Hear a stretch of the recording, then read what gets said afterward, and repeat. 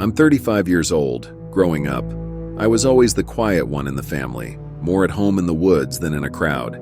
My dad taught me to appreciate the outdoors, and I learned to find peace in the solitude of nature. After college, I moved to the city for work, but I always missed the simplicity of country life. So, on Christmas Eve of 2013, I planned to spend my holidays in a remote area. I was in this cabin in Upper Canada, preparing for a family Christmas gathering. The place was remote, surrounded by nothing but snow and more snow. The blizzard outside was raging, the kind that made you grateful for a roof over your head. My brother was supposed to join me, but he had to take shelter in a nearby motel because the weather got so bad. So there I was, alone in the cabin, with only the howling wind for company. The cabin was cozy, a typical family retreat kind of place. I was busy getting things ready for Christmas, trying to make the best of the solitude. Outside, the storm was a white blanket, covering everything in sight. As evening fell, the tranquility of the cabin was broken. I heard footsteps crunching in the snow outside. At first, I thought it might be my brother braving the storm to get here. But that hope quickly turned to fear when these aggressive knocks sounded at the door. I went to the window to see who it was. There was this guy out there, looking wild and aggressive like he was desperate or something. He was demanding to come in. His face was twisted in a way that sent a chill down my spine. That's when I knew I had to defend myself. I got this pistol. It's a necessity out here in the remote parts. My heart was pounding as I hid behind the big curtain. Then, I saw another figure join the first guy. Now there were two of them, and things were getting scary. After waiting for some minutes, when the intruders broke into the cabin, it was like my worst fears coming true. I heard them forcing their way in, the door giving way under their pressure. Immediately, I retreated to the bedroom, pushing furniture against the door as best as I could.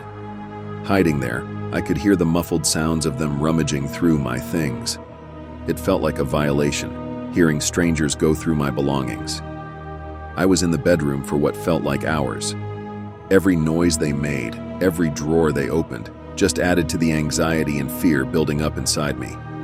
Time seemed to crawl by, each minute stretching out endlessly. I felt helpless, trapped in my place, listening to the chaos outside the bedroom door. Eventually, the noises stopped, and I realized the intruders had left. I waited for a bit longer just to be sure, before emerging from my hiding spot. The cabin was a mess, things thrown around, drawers left open, clear signs of theft. It was a shock to see my own home, this place that was supposed to be my haven, turned upside down like that. I called my family and the police to report what had happened. While talking about it, my voice was still shaking. I couldn't believe I had just lived through something like that. The whole experience left me in shock. The cabin, once a peaceful retreat, now felt like a vulnerable outpost, exposed amid the wilderness. Reflecting on the encounter, I felt traumatized. The cabin had always been a place of solace, but now it was tainted with memories of fear and danger. I couldn't help feeling anxious about being so isolated, wondering if something like this could happen again.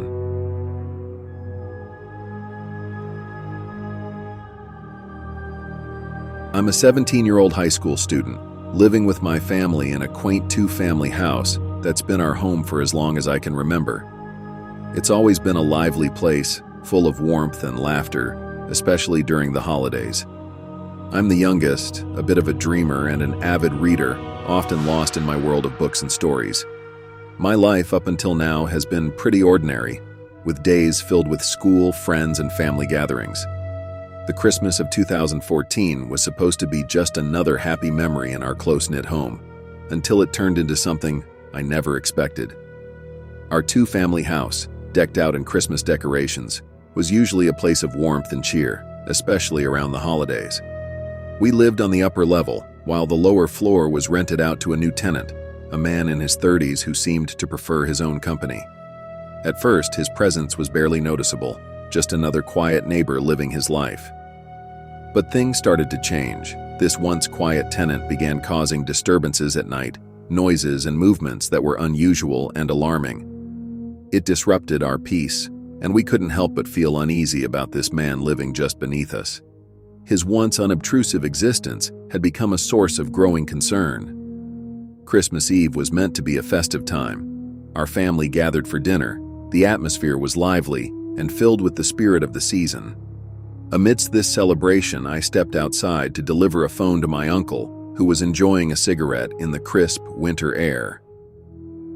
That's when my festive mood turned to fear. In the dim light of the evening, I stumbled upon our tenant. He was lurking in our shed, his eyes cold and unyielding, fixated on me in a way that made my skin crawl. His movements were deliberate, menacing even, as he stepped out of the shed. He yelled at me to get out, and the sight of him standing there against the snowy backdrop sent a jolt of panic through me. Rushing back inside, my heart pounded in my chest, fear overwhelming me. I burst into the house, the warmth of the indoors doing nothing to ease my shaking hands. The cheerful noise of my family's celebration turned to alarmed voices as I recounted my encounter. The festive atmosphere in our home was completely overturned when I shared the details of my encounter with the tenant. My family's faces turned from expressions of holiday cheer to concern and fear. Their alarm was palpable as they listened to my account of the man's unsettling behavior in the shed. Later that night, the sense of unease escalated into outright terror. I had fallen asleep in the living room, only to be awakened by the chilling sight of the tenant standing over me. When I tried to alert my family members, he covered my mouth with a piece of cloth. His silhouette loomed ominously in the dimly lit room, his face barely visible because of the mask. It was as if he enjoyed the fear he instilled in me. My family, alerted by the commotion, quickly intervened. The tension in the air was thick as they confronted the tenant about his intrusive and threatening behavior. The situation reached a boiling point, and realizing his intimidation tactics had been exposed, the tenant hastily left the house. He drove away into the cold Christmas night, leaving us in a state of shock and fear. In the aftermath of his departure, the tension within the family was palpable. We knew we had to take action. We pursued legal charges against the tenant for breaking, determined to protect our safety and peace of mind. The festive joy we had looked forward to was now overshadowed by the harrowing experience. We were left feeling vulnerable and unsettled, and our sense of security was shattered. Reflecting on the events, our perspective on the holiday season had irreversibly changed. The cheerful atmosphere that once filled our home had been tainted by a sense of fear and vulnerability. We were grappling with the unsettling reality of the tenant's intentions, wondering what could have driven him to such disturbing actions.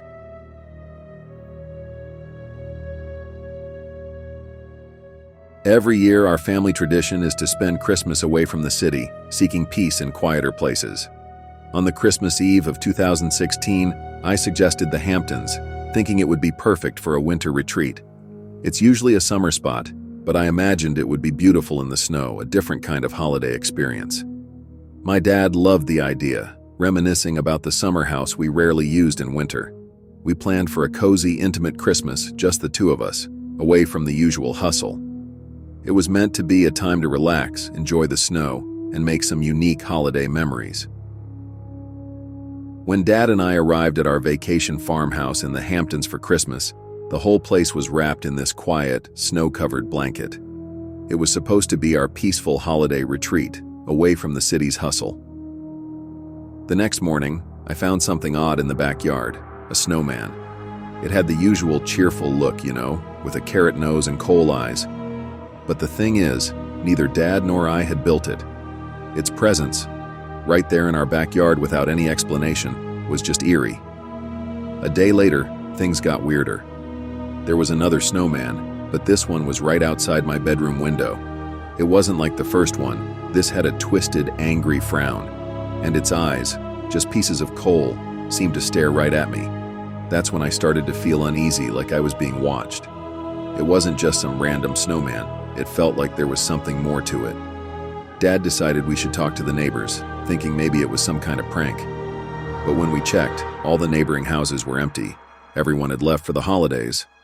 That realization only made us feel more isolated. We were alone out here, with these weird snowmen just showing up. The whole thing didn't make any sense.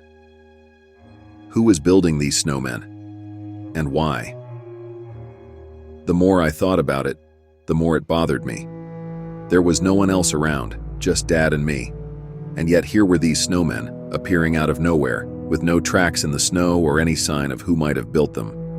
On Christmas Eve, things took a turn for the sinister. A man showed up at our door, out of nowhere. It was snowing and he looked desperate, almost frantic. He was pleading to be let inside.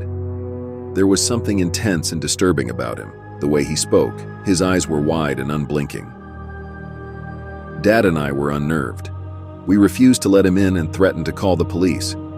That's when he finally backed off, disappearing into the snowy night. But his visit left us feeling deeply unsettled. The next morning, we found a note pinned to our door. It claimed responsibility for the snowman, and it was addressed to the boy in the house. It suggested whoever wrote it wasn't in a stable state of mind. After that, our holiday retreat felt completely different. It wasn't peaceful anymore. It felt ominous. The snowmen, once symbols of winter joy, now seemed to carry a sense of dread. We couldn't shake the feeling that we were being watched. Every creak of the house, every shadow cast by the moonlight made us jump. We felt observed and vulnerable, and that was terrifying. The whole holiday was ruined.